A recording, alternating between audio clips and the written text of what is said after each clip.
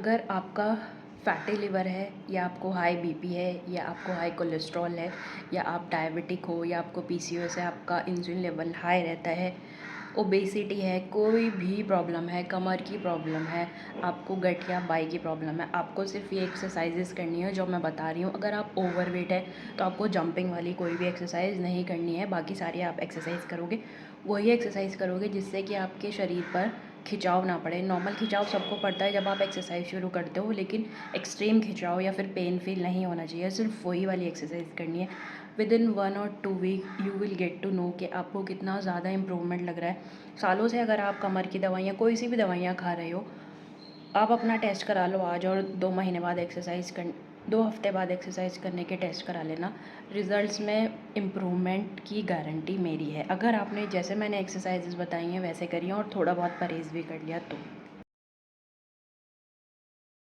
So this video has a mixture of yoga, gym exercises and aerobics. सबसे पहले हमने squats किए हैं क्योंकि हमारे स्क्वाट्स में ज़्यादा एनर्जी यूज़ होती है। जब हम लास्ट में स्क्वाट्स करेंगे तो हम इतना फोकसली नहीं कर पाएंगे, इसलिए सबसे पहले हम स्क्वाट्स करेंगे, जैसी पोजीशन दिखाई गई है उसमें करेंगे। फिर उसके बाद हम रेस्ट करेंगे।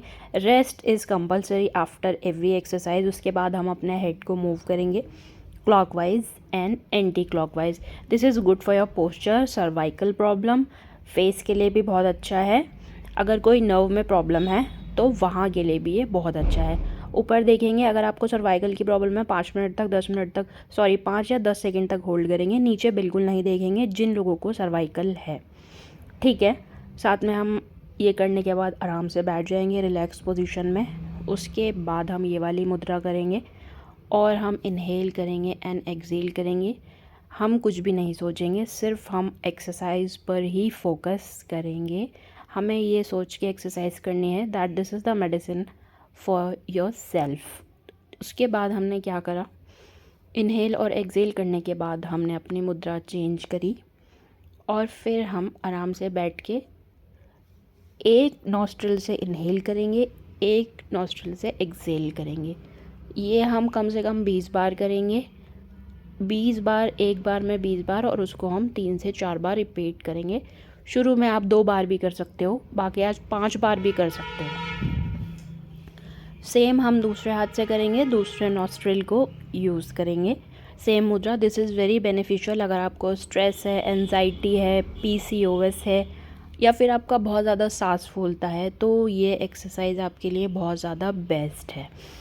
साथ साथ में जो भी एक्सरसाइज है, चाहे वो रिलैक्सिंग वाली हो, कोई भी हो, उसके बाद रेस्ट मस्ट है। तो हम 5 से 10 सेकंड सा 20 सेकंड का रेस्ट ज़रूर लेंगे, जिसमें हम स्लोली इनहेल और एक्सहेल करेंगे, जैसे कि मैं अभी कर रही हूँ। अब हम अपनी नेक्स्ट एक्सरसाइज करेंगे। इस एक्सरसाइज में हमारे जो पैर के मसल्स हैं उनको हम आराम देंगे, हम उनको स्ट्रेच करेंगे। जब स्ट्रेच होती है हमारी मसल, उसका मूवमेंट होता है, तो हमारा कहीं पे पेन होता है तो उसमें भी बहुत आराम मिलता है, हमारी बॉडी की फ्लेक्सिबिलिटी बढ़ती है। हम अपने दोनों पैरों को anti clockwise and clockwise move करेंगे। शुरू में कुछ लोगों का पैर इतना ईजिली मूव नहीं होगा, प्रॉब्लम भी हो सकती है, हो सकता है थोड़ा हो, बिल्कुल फर्श पे ना लगे, कोई इशू नहीं है। I am not the beginner, I am doing it since 3 और 4 years, so I am able to do it. लेकिन हो सकता है कि आप शायद इतनी आसानी से ना कर पाओ। उसके बाद हम इस पोजीशन में बैठ जाएंगे और हम रिलैक्स करेंगे। ये सारी एक्सरसाइज हमें रिलैक्स करा रही हैं, लेकिन जो हमारा एक पर्टिकुलर मसल है उसको हमें रिलैक्सेशन टाइम ज़रूर देना है, जिससे कि हमारी एक्सरसाइज का रिज़ल्ट हमें 100% मिले। उसके बाद हम क्या करेंगे, हम ऐसे लेट जाएंगे पेट के बल और हम अपनी सीलिंग को देखेंगे। दिस इज़ वेरी गुड अगर आपको बैक में पेन रहता है, अगर आपको पीसीओएस है, अगर आपको थायराइड है। आपको सीलिंग को जो देखना है वो 10 से 20 सेकंड तक देखना है। उसके बाद आपको वापस आ जाना है। आपको कोशिश ये करनी है जब आप ऊपर देख रहे हैं तो आपका जो सारा भार है वो आपके दोनों हाथों पे होना चाहिए, ठीक है। उसके बाद हम लेट जाएंगे और हम आराम करेंगे। जितने भी थायराइड पीसीओएस वाले पेशेंट हैं और जिनको भी कमर की प्रॉब्लम रहती है, इससे पहले जो मैंने दिखाया बटरफ्लाई से पहले, वो बहुत अच्छी तरह करें। ये जो बटरफ्लाई वाली एक्सरसाइज है ये हमारे पेल्विक फ्लोर के लिए बहुत बेनिफिशियल है। अगर कोई प्रेगनेंसी की तैयारी कर रहा है, अगर किसी का यूट्रस वीक है, वहाँ पे भी ये बहुत ज़्यादा बेनिफिशियल है। इरेगुलर पीरियड्स में, पीसीओएस में भी this is very very beneficial exercise. आप ये जो बटरफ्लाई वाली एक्सरसाइज है इसको बिल्कुल भी इग्नोर ना करें अगर आप एक लेडी हैं तो। This is very beneficial for the boys और मैन, बट गर्ल के लिए इसके बहुत ज़्यादा बेनिफिट्स हैं because of their irregular cycles. उसके बाद हमने ये स्ट्रेचिंग वाली एक्सरसाइज करी। अपने पैर को अपने पेट से लगाकर खींचना है, जितना खींच सके आप, फुल प्रेशर लगाना है। पहले एक पैर को खींचना है, फिर 10 सेकेंड तक होल्ड करना है, 10 से 15 सेकेंड। फिर साथ साथ में हमें दूसरे पैर के साथ भी सेम चीज़ करनी है। उसके बाद हम आराम से बैठ जाएंगे। हम अपने आप को बिल्कुल हल्का फील करेंगे, कोई स्ट्रेस नहीं लेंगे ड्यूरिंग एक्सरसाइज, कुछ काम याद नहीं करेंगे। अब ये सबसे बेस्ट एक्सरसाइज है उनके लिए जिनको ब्रीदिंग प्रॉब्लम रहती है, हाई कोलेस्ट्रॉल रहता है, गैस की प्रॉब्लम रहती है, इनडाइजेशन रहता है। इसमें आपको ज़ोर ज़ोर से सांस लेनी होती है, इतनी ज़ोर से नहीं लेनी कि आपको परेशानी हो जाए। अगर आप बिगिनर हो तो आप सिर्फ 5 से 7 बार ही इनहेल करो, फिर आप वेट करो। उसके बाद हम करेंगे ये वाला pose. This pose is very good जिनको सर्वाइकल की प्रॉब्लम है या फिर उनकी जो पूरी रीढ़ की हड्डी है उसमें कहीं पे भी प्रॉब्लम है। This is for the whole spinal cord. इसमें पूरी जो हमारी स्पाइनल कॉर्ड है वो स्ट्रेच हो जाती है बहुत अच्छे से। जो हमारा ब्लड सर्कुलेशन है, कहीं पे ब्लड क्लॉट होता है या कहीं पे रुका हुआ होता है या फिर कोई मसल हमारी दब रही होती है तो वो भी अच्छे से हो जाती है। जैसे कि आप देख रहे हैं, आप जितना ज़्यादा उठा सकते हैं अपनी कमर को उतना ज़्यादा उठाएंगे, फिर वापस नीचे लेकर जाएंगे। पहले ऊपर सीलिंग को देखेंगे, फिर नीचे फ्लोर को देखेंगे। ये एक्सरसाइज भी बहुत अच्छे से करनी है। अगर आप सिटिंग जॉब करते हैं, इससे बेटर एक्सरसाइज आपके लिए कोई हो ही नहीं सकती है। उसके बाद फिर हम आराम करेंगे। उसके बाद जितने भी डायबिटिक पेशेंट हैं, इंसुलिन रेजिस्टेंस वाले, पीसीओएस वाले, ये वाला पोज बिल्कुल नहीं भूलेंगे। ये हम जब भी करते हैं जब हम सीढ़ियाँ उतरते हैं। अगर आप कभी सीढ़ियाँ उतर रहे हो तो आप ध्यान से फोकस करना कि हमारा जो पैरों का, जो हमारा एड़ियों का, हमारे पंजों का जो चलना रहता है वो इस तरह से ही चलना रहता है। और इसीलिए बोलते हैं कि जब सीढ़ियाँ उतरते हैं तो जल्दी जल्दी सीढ़ियाँ नहीं उतरना चाहिए। क्योंकि हमें ये जो हम कर रहे हैं एक बार में पूरे अच्छे से होना चाहिए। ये नहीं कि हमने आधी एक्सरसाइज करी, फटाफट से पैर उठाया और हमारे जो मसल्स हैं वो पूरी जो स्ट्रेच होनी थी वो हुई नहीं और हमने फटाफट से दूसरी सीढ़ी पे रख दिया। It is just like that. सबसे बेटर एक्सरसाइज उन लोगों के लिए जिनको डिप्रेशन रहता है, उनके फेस पे ग्लो नहीं रहता, उनको बहुत ज़्यादा टेंशन रहती है, जो बीपी के हाइपरटेंसिव पेशेंट्स हैं, जिनको बहुत जल्दी जल्दी एंजाइटी अटैक्स होते हैं, उनके लिए ये बेनिफिशियल है। आपको क्या करना है, जैसे मैं ये दिखा रही हूँ, जैसे मैंने अपनी फिंगर जहाँ जहाँ रखी हुई हैं वहाँ रखनी है। कान को आपने अच्छे से प्रेस करना है सो दैट जो आप बाहर की चीज़ें हैं वो सुन ना पाएँ। उसके बाद आपको ऐसे करके जो है ना, वो आपको अपने अंदर से ऐसे निकालना है। जब आप ये मुद्रा में बैठ के करोगे तो आपको ये अंदर से फील होना चाहिए। सीरियसली आपको एक बार में ही जब आप ये एक्सरसाइज करोगे, फर्स्ट टाइम में ही आपको रिलीफ मिलेगा। अगर आप बहुत टेंशन में हो तो आप ये एक्सरसाइज करो, फर्स्ट टाइम में आपको रिलीफ मिलेगा। ध्यान रखें जब हम सारी एक्सरसाइज फिनिश कर लें या फिर जब एक्सरसाइज फिनिश होने वाली है ऑलमोस्ट, तो ये स्ट्रेचिंग करना ना भूलें। This is very very beneficial stretching. जैसे कि कभी कभी हमारे कंधे में झटका आ जाता है तो ये उसके लिए बहुत ज़्यादा बेनिफिशियल रहेगी। पूरी जो हमारी मसल्स हैं, पेट की जितनी भी मसल्स हैं वो सारी इसमें जो हैं इन्वॉल्व हैं। तो ये वाला स्टेप करना बिल्कुल भी नहीं भूलना है।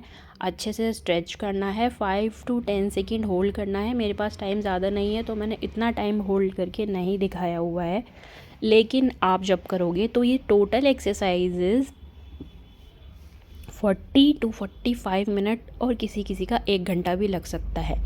ये एक्सरसाइज ज़रूर करनी है। जिन लोगों को प्रॉब्लम है वो मैंने जितनी भी एक्सरसाइज बताई हैं वो बैठ के भी कर सकते हैं।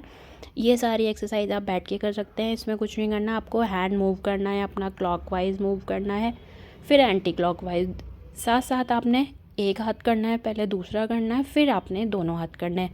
आप अगर अपने बेड पे बैठे हो तब भी एक्सरसाइज कर सकते हो, आप चेयर पे बैठे हो तब भी एक्सरसाइज कर सकते हो। This is very easy for everyone. ये वाली एक्सरसाइज बिल्कुल भूलनी नहीं है। इससे आपका जो ब्रेस्ट का फ़ैट है वो भी कम होगा, जो आपका स्टमक का फ़ैट है वो भी कम होगा। वैसे तो जो मैंने अब सारी एक्सरसाइज बताई हैं वो आपके फुल बॉडी एक्सरसाइजेज़ हैं, किसी ना किसी आपके जो बॉडी पार्ट है उस पर बेसिकली टारगेट कर ही रही हैं, लेकिन जो ये एक्सरसाइज है ये मेन ब्रेस्ट के लिए हैं। जितनी भी हैंड्स वाली हैं तो उनको बहुत ही अच्छे से करें। अगर आपको चाहिए कि आपका जो ब्रेस्ट है उसका साइज़ बहुत ज़्यादा बिग है या फिर फैट बहुत ज़्यादा है तो उस फैट की एक्यूमुलेशन को हटाने के लिए साथ साथ में ये करें। ये आपके जो शोल्डर्स हैं वहाँ पे बहुत अच्छा वर्क करेगी। अगर आपके शोल्डर्स वीक हो गए हैं या फिर आपको सर्वाइकल की प्रॉब्लम रहती है क्योंकि जो आपकी मसल्स हैं वो बहुत टाइम तक मूव नहीं करती, तो जब हमारी मसल्स मूव नहीं करती तो हमें जो है वहाँ पर प्रॉब्लम होने लगती है। हम इनहेल करेंगे, एक्सहेल करेंगे।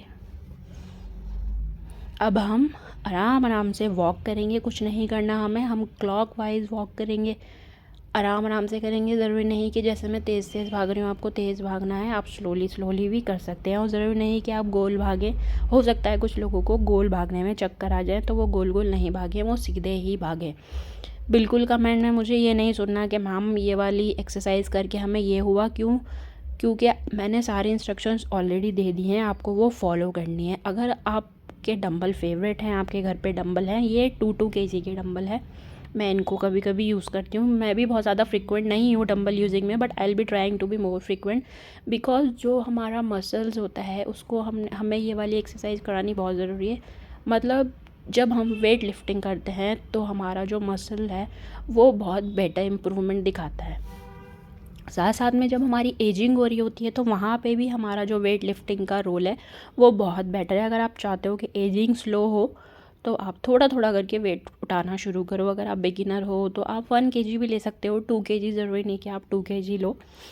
और इवन आप बॉटल भी ले सकते हो, जैसे कि पेप्सी की बॉटल होती है बहुत सारे लोगों के घर में, तो आप वो 1 kg की या 1.5 kg की बॉटल ले सकते हो। सो सारी एक्सरसाइज करने के बाद में आराम से ज़मीन पर बैठ जाना और 5-7 मिनट तक कम से कम उसी पोजीशन में बैठे रहना और इनहेल और एक्सहेल कर लेना और उसके बाद वाटर पी लेना। अगर आपको लगे कि मैंने जो एक्सरसाइज बताई है उसके बीच में आपको वाटर पीना है तो आप सिप सिप करके पिएं, आप बहुत ज़्यादा ना पिएं। खाने के 3 घंटे बाद ही एक्सरसाइज करें। जिनका मेटाबॉलिज्म स्लो है वो कम से कम 4 या 5 घंटे, या फिर सुबह उठ के खाली पेट पे करें। जिनको डायबिटीज़ है या फिर इंसुलिन की प्रॉब्लम रहती है जिसको, तो वो हाफ एप्पल या फिर वो 3-4 बादाम भीगे हुए खा के एक्सरसाइज कर सकते हैं। और गाइस जैसे बता रही हूँ वैसे ही करना है, अपनी तरफ से कोई भी मॉडिफिकेशन नहीं करना। दिस इज़ माय गारंटी कि आपकी बॉडी पोस्चर में इम्प्रूवमेंट दिखेगा। अगर आपको कोई भी बीमारी है तो उसमें भी इम्प्रूवमेंट दिखेगा। Within 1 to 2 week you will see the difference. So I hope you enjoyed the video. अगर किसी और को भी इसकी ज़रूरत है जो जिम जाते हैं और हज़ारों रुपए खर्च करते हैं तो उनको ये वीडियो ज़रूर भेजें और साथ में कमेंट में बताएं कि क्या आप ये वीडियो पूरी देख रहे हैं और आपको जो मैंने समझाया बहुत अच्छे से समझ आ गया है और अब आप इसको रोज़ करेंगे और अपना जिम जाना बंद करेंगे और सिंपल एक्सरसाइज घर में बैठ के ही करेंगे।